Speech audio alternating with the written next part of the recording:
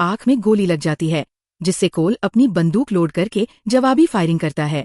कुछ गोलियां सही लगती हैं, लेकिन एक और सैनिक के चेहरे पर गोली लग जाती है। गुस्से फिल्म की शुरुआत में एक बताने वाला अमेरिका की खूबियां बताता है। वो कहता है कि जब किसी जंग में जीत नामुमकिन लगे तो आप किसी नए आदमी को लाते हैं। वो नया आदमी था ग्लेन, जो येल से पढ़ा था और बहुत ही अनुशासित था। ग्लेन ने कई बड़े काम किए थे। उसे अफगानिस्तान में अमेरिका और साथी देशों की सेनाओं का लीडर बनाया गया। बताने वाला ग्लेन के बारे में और बताता है, जैसे उसकी उपलब्धियां, उसका स्वभाव और उसकी आदतें। जनरल होने के नाते उसे अपने सैनिकों के साथ की जरूरत थी, इसलिए उसने और सैनिकों को भेजने के लिए कहा। एक और किरदार है जनरल ग्रेग। वो भी येल से पढ़ा था और ग्लेन के साथ ही क्लास में था। उसे बहुत गुस्सा आता था। एंडी, जो आईटी का काम देखता था, पीट, जो नेवी सील था, एंडी, जो मार्केटिंग का एक्सपर्ट था, और विली, जो ग्लेन का सहायक था, ये सब जनरल ग्लेन की बहुत इज्जत करते थे। अपने सैनिकों के साथ ग्लेन राष्ट्रपति के ऑफिस जाता है। वहां उसे बताया जाता है कि उसे अफगानिस्तान पर ध्यान देना है, क्योंकि वहां 8 साल से लड़ाई चल रही है। बड़े अफसर ग्लेन से कहते हैं कि उसे बिना और सैनिकों को मांगे ही युद्ध खत्म करना होगा। अगले दिन ग्लेन राष्ट्रपति कराई से मिलता है। एक अधिकारी ग्लेन को सलाह देता है कि वो घबराए नहीं, जबकि वो घबराया हुआ नहीं था। राष्ट्रपति के ऑफिस में घुसने पर ग्लेन को कराई खुश और साधारण लगते हैं। राष्ट्रपति कहते हैं कि ग्लेन का तरीका जाना पहचाना लगता है, लेकिन उन्हें लगता है कि उनके नेतृत्व में कुछ नया होगा, और वो उन्हें शुभकामनाएं देते हैं। ग्लेन पूरे देश का एक साथ दौरा करने का प्रस्ताव रखता है, लेकिन राष्ट्रपति पोलाइटली मना कर देते हैं। कहते हैं कि वो देश को पहले से जानते हैं। फिर ग्लेन कंधार जाता है लेफ्टिनेंट कर्नल से मिलने। एक हिस्सा बताता है कि जब कोई देश किसी दूसरे देश पर हमला करता है तो हथियार वाले आम नागरिक, जिन्हें विद्रोही कहते हैं, जरूर सामने आते हैं और उन्हें हराना लगभग नामुमकिन होता है। इसलिए अभी की रणनीति यह है कि जिस देश पर कब्जा किया गया है उसे ये यकीन दिलाया जाए कि हमलावर उनकी मदद करने आए हैं। इस तरीके को काउंटरइंसर्जेंसी कहते हैं। इसमें लोगों को ये समझाना होता है कि हमलावरों के साथ उनकी हालत विद्रोहियों से बेहतर है। इसके अलावा इसमें सड़कें और स्कूल जैसे बुनियादी ढांचे बनाना, स्थानीय लोगों से दोस्ती करना और साथ ही विद्रोहियों से लड़ना शामिल है। लोगों का दिल और दिमाग जीतकर देश बनाना जरूरी है, और यही वो करने की कोशिश कर रहे हैं। अपने बेस पर वापस ग्लेन को उसकी टीम सलाह देती है कि हेलमंद जैसे उन प्रांतों को छोड़ दें जो उनका समर्थन नहीं करते। अगले दिन ग्लेन घोषणा करता है कि उसने अपना आकलन पूरा कर लिया है और हेलमंद और कंधार पर ध्यान केंद्रित करने का फैसला किया है। वो ऐसा भरोसा जीतना चाहता है जिस पर कोई यकीन नहीं करता कि वो जीत सकते हैं। वो सैनिकों को मिशन के बारे में बताता है और जोर देता है कि उनका काम डराना नहीं, बल्कि बनाना और बचाना है। युद्ध की मुश्किलों के बावजूद वो उनसे जीत का लक्ष्य रखने को कहता है। फिर ग्लेन की डिक नाम के एक सिविलियन अफसर से फेसटाइम पर बात होती है, जिसमें वो हेलमंद मिशन के लिए और सैनिकों की मांग करता है। डिक गुस्सा हो जाता है और मना कर देता है, याद दिलाता है कि उन्होंने पहले ही और सैनिक न भेजने का फैसला किया था। बाद में एक आमने सामने की मीटिंग में सेक्रेटरी बताते हैं कि आने वाले चुनावों के कारण और सैनिकों को नहीं भेजा जा सकता, जिससे स्थिति और मुश्किल हो जाती है। बाहर ग्लेन को सास्क्वाच बेस जा रहे मरीन सैनिक मिलते हैं, जो इटली से वापस आए हैं और थके हुए लग रहे हैं। ये सोचकर कि उन्होंने वहां अच्छा समय बिताया होगा, एक सैनिक उसे टोकता है और खराब हालातों पर गुस्सा जाहिर करता है। उनकी मदद की जरूरत को समझते हुए ग्लेन सैनिकों के साथ जाने का फैसला करता है। एक ब्रीफिंग के दौरान ग्लेन मिशन के बारे में बताता है, लेकिन एक सैनिक उनकी इस रणनीति को लेकर उलझन में दिखता है कि स्थानीय लोगों को कैसे यकीन दिलाया जाए कि वो अच्छे लोग हैं और विद्रोहियों से निपटने में साहसी संयम का क्या मतलब है। एक सैनिक को उनके मकसद समझने में थोड़ी मुश्किल होती है, लेकिन ग्लेन उसे सब समझा देता है। अफगानिस्तान में चुनाव के बाद एक नया सदस्य ग्लेन की टीम में शामिल होता है, जो कैंप में अफगानी सहायक होता है। इसके बावजूद ग्लेन की अगली मीटिंग भी उसकी मांगों पर बात करने में नाकाम रहती है। बेस पर लौटने पर ग्लेन को अपनी टीम से पता चलता है कि उसकी रिपोर्ट द वाशिंगटन पोस्ट ने लीक कर दी है। स्थिति की गंभीरता को समझते हुए वो 60 मिनट का इंटरव्यू तय करता है। उसका सीनियर सलाहकार इस विचार का विरोध करता है, मानता है कि मीडिया में आने का ये सही समय नहीं है। हालांकि उसका भरोसेमंद सहायक इस कदम का समर्थन करता है, ये तर्क देते हुए कि उन्हें अपनी पहचान बढ़ानी चाहिए और प्रचार का फायदा उठाना चाहिए। इंटरव्यू के दौरान ग्लेन का एक आदमी सुझाव देता है कि इंटरव्यू लेने वाला पूछे कि ग्लेन ने अपनी नियुक्ति के बाद से राष्ट्रपति से कितनी बार बात की है। जैसे जैसे इंटरव्यू आगे बढ़ता है, इंटरव्यू लेने वाला ये सवाल पूछता है, जिस पर ग्लेन मानता है कि उसने राष्ट्रपति से सिर्फ एक बार बात की है, जिससे और आलोचना होती है। डिक नाम का एक बड़ा अफसर ग्लेन को फोन करता है और टीवी पर आने के लिए बहुत गुस्सा होता है। उस पर राष्ट्रपति को कमजोर करने का आरोप लगाता है। जैसे जैसे डिक का गुस्सा बढ़ता है, ग्लेन अपने IT सपोर्ट की मदद से कनेक्टिविटी की समस्या का बहाना बनाता है और वे जानबूझकर मजाकिया अंदाज में कॉल खत्म कर देते हैं। अगले दिन राष्ट्रपति लाइव टीवी पर देश को संबोधित करते हैं, अफगानिस्तान में मिशन और रणनीति को साफ करते हैं। वो 30,000 और सैनिकों को भेजने की घोषणा करते हैं, जो 18 महीने बाद घर लौटेंगे। जब ग्लेन कसरत करते हुए सुनता है तो वो बहुत गुस्सा हो जाता है। उसे लगता है कि उनके प्रयासों को अनदेखा किया जा रहा है। वो और उसके आदमी राष्ट्रपति के भाषण पर अपनी निराशा जाहिर करते हैं, जो उनकी कड़ी मेहनत को बेकार बताता है। फिर ग्लेन अपनी टीम से कहता है कि ऐसा लगता है कि वे यूरोप जा रहे हैं और उन्हें अपना सामान पैक करने का निर्देश देता है। यूरोप पहुंचने पर राष्ट्रपति ग्लेन से मिलने का अनुरोध करते हैं। व्यस्त कार्यक्रम के बावजूद व्यवस्था की जाती है। उसका एक आदमी उसे बताता है कि उसकी पत्नी अगले कमरे में है, जिससे ग्लेन उससे मिलने जाता है। वो अपने व्यस्त कार्यक्रम के लिए माफी मांगता है, उसे किस करता है और गले लगाता है। ग्लेन उम्मीद जताता है कि वे कुछ समय साथ बिता सकते हैं और पेरिस के नज़ारों का आनंद ले सकते हैं। उसकी पत्नी उसे भरोसा दिलाती है कि वो हर हाल में उसका साथ देगी। वे अपने बेटे, उसकी गर्लफ्रेंड और राष्ट्रपति के साथ ग्लेन के काम सहित कई विषयों पर बात करते हैं। राष्ट्रपति की मीटिंग का दिन आता है। ग्लेन और उसके आदमी कार्यक्रम की समीक्षा करने के लिए इकट्ठा होते हैं। जब ग्लेन तैयार हो रहा होता है तो पैट उसके सामने बैठ जाता है और कई मुद्दों पर बात करना शुरू कर देता है, जिससे ग्लेन चिढ़ जाता है।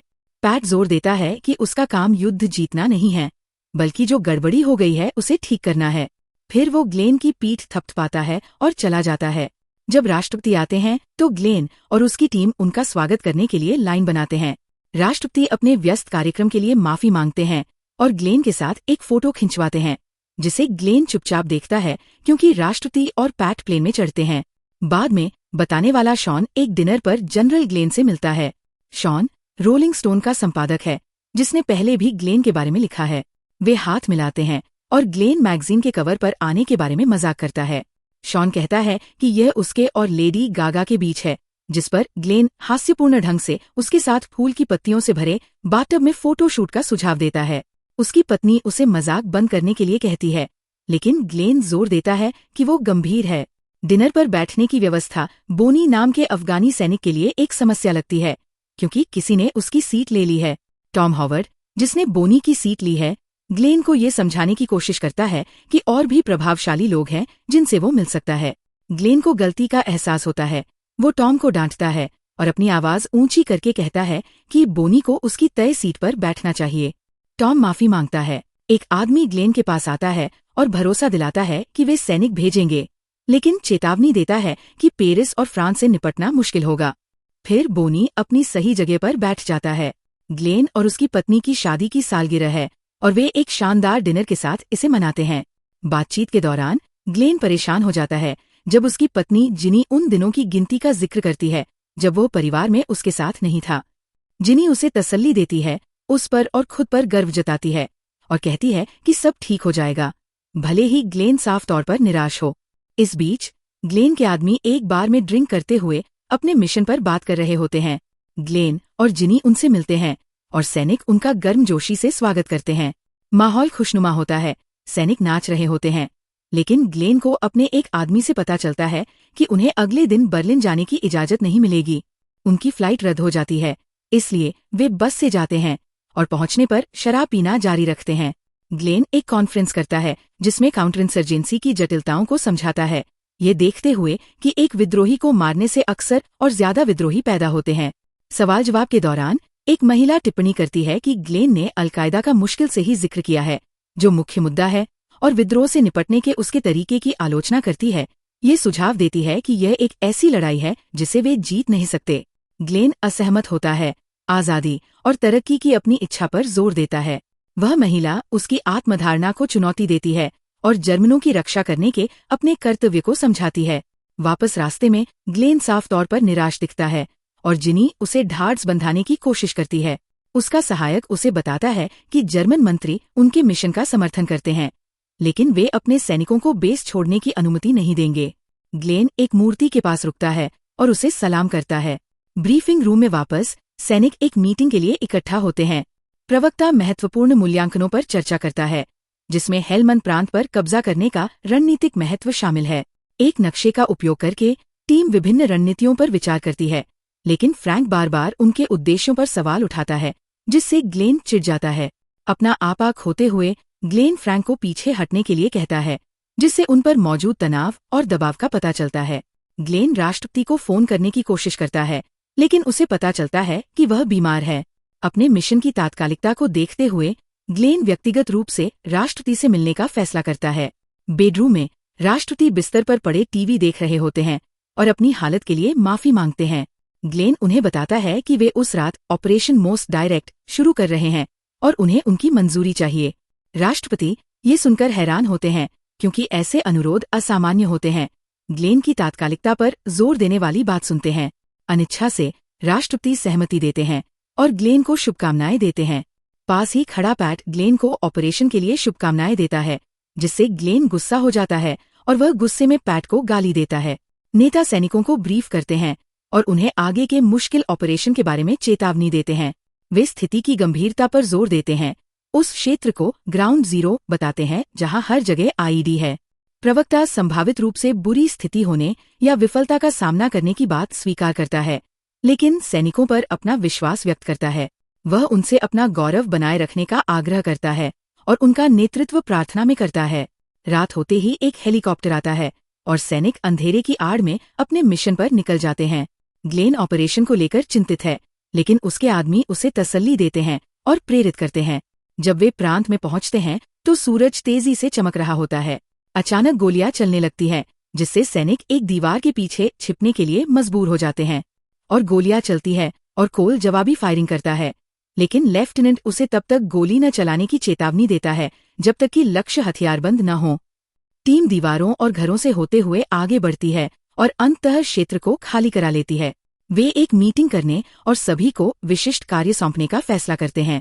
ग्लेन कुछ लोगों को अपने साथ रहने के लिए कहता है, जबकि बाकी दूसरी छत पर अपनी जगह पर बने रहते हुए उन्हें हरकत दिखती है और वे अपनी बंदूकें तैयार कर लेते हैं।